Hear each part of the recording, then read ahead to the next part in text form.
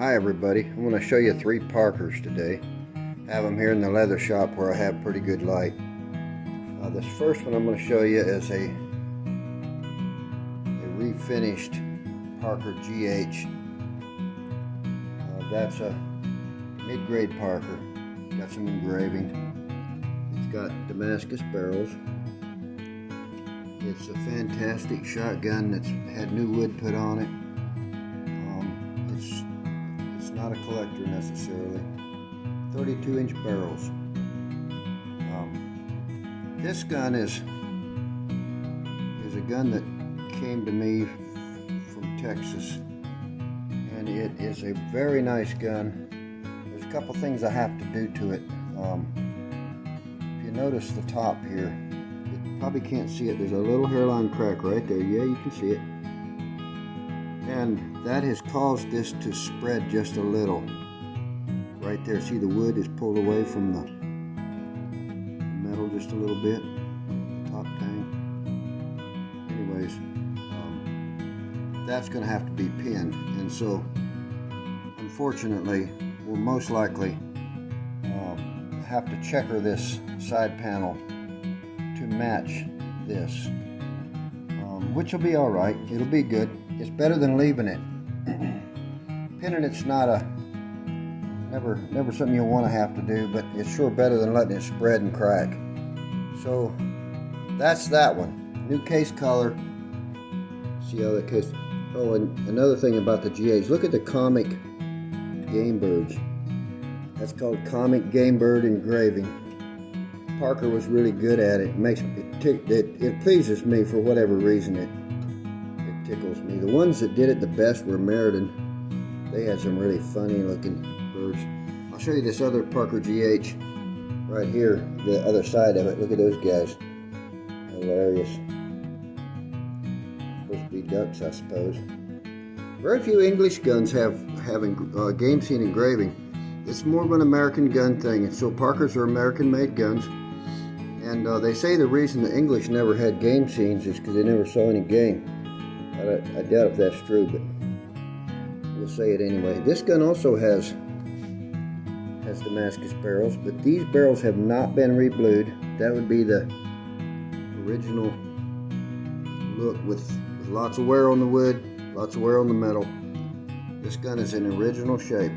As far as I know, there's, other than age-appropriate wear, this gun has 30-inch barrels, full and extra full.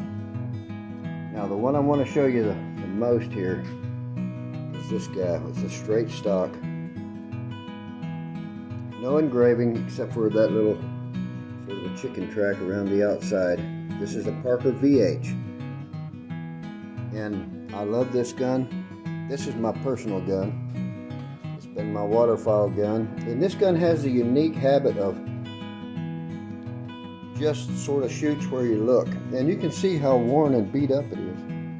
But here's one thing I want to show you. On the bottom. Look at that guy. I had a friend carve that woodcock on there and engrave it for me. I know it's not a woodcock gun, and I know it hurts the resale value of it, but I ain't gonna resell it, so who cares? Now, in Parkers, there's several things to look for. For sure, look for the screw heads being buggered up. If you ever buy a part, make sure you don't buy one with buggered up screws. That's one of the most irritating things to me. Some guys taking a screwdriver that didn't fit. These screws are really nice on this old gun. This old gun is never going to be a collector because it's really been shot and used hard. It's definitely what we call a rainy day gun. I call it my wildfowling gun because that's what I do with it. I shoot ducks with it. I really cherish that old girl, and all these other ones will come and go, but I hope that one there stays with me. Yeah, that's my old duck gun. But Parkers they never made an ugly one. Here's the bottom of this GH. Let me get a better shot here. If I can. I'm getting the light on it very good. There we go. shadows here I'm making. Now, see how these screws here are turned partly? That's they're not properly clocked. I'm not sure why that is. I thought about trying to straighten them. So this is what the bottom of a Parker should look like. The screw heads all going the same direction. And that's how this one here is too. So that's how they should look. So when you see one like this, there's two things that could have happened. Somebody over tightened them, under tightened them, or they switched them around. And that's one thing I always make sure when I take the screws out, to take the foreplate off of a Parker, that I separate the screws in a way that I know I'm not going to mix them up when I put them back in. One more thing. So this, of these three guns, the middle one here is the oldest. It's GH. Now if it was a GHE, that would mean it has ejectors. These guns don't have ejectors. They're all lifter guns, which means they lift the shell up out of the barrel when you break them open, but it don't like spit them out. This gun was made in 1900. I know that by the serial number. This gun here, my waterfowl gun, was made in 1901, and this one here that's been refinished and that's laying on its back here with the 32-inch barrels was made in 1907. So I don't know if you can get a good look at that wood, but this gun, boy, somebody really pulled out the stops on nice wood there. And the forend is just as good too. It really got a nice piece of wood. Another cool thing about this gun is it's got the ivory mid and front feed. And I'm going to show you something about that here in just a second. Now a couple other little things about this Parker, and in my opinion the right way to shoot it is because it's got twin beads. So I'm left eye dominant. And that means my left eye is the one that wants to do the eye I shoot with. So when you have twin beads, you want to stack them up like a couple of like a snowman, one on top of the other. And hopefully, if your gun is regulated properly, your gun will shoot a little bit high then.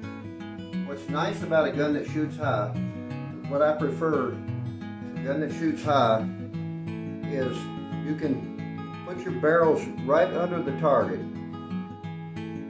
and you don't ever lose sight of your target. So whether you're shooting a duck or a clay pigeon, you can just put your barrels under, swing through, without ever covering your target up, because you know your shot pattern is going to go a little bit high. So most trap guns are set up that way. And so if you shoot at your gun and you aim it like a rifle, which you probably shouldn't do, but it's okay to shoot it at a target that way to know how it's going to pattern. If the pattern's a little bit high, be glad for that, because there's nothing worse than a shotgun that patterns low, because that means you're going to cover up your target. The other thing we'll talk about another time is eye dominance and some of the struggles I had with it. But that'll be a subject for another time. Some of you are going to find out as you age, your eye dominant might try to change on you. So for a guy like me that's right-handed about everything else, but left eye dominant, it's good to know which side you're on. There, so there's the Parker GH. Listen to this. That's a good sound, isn't it?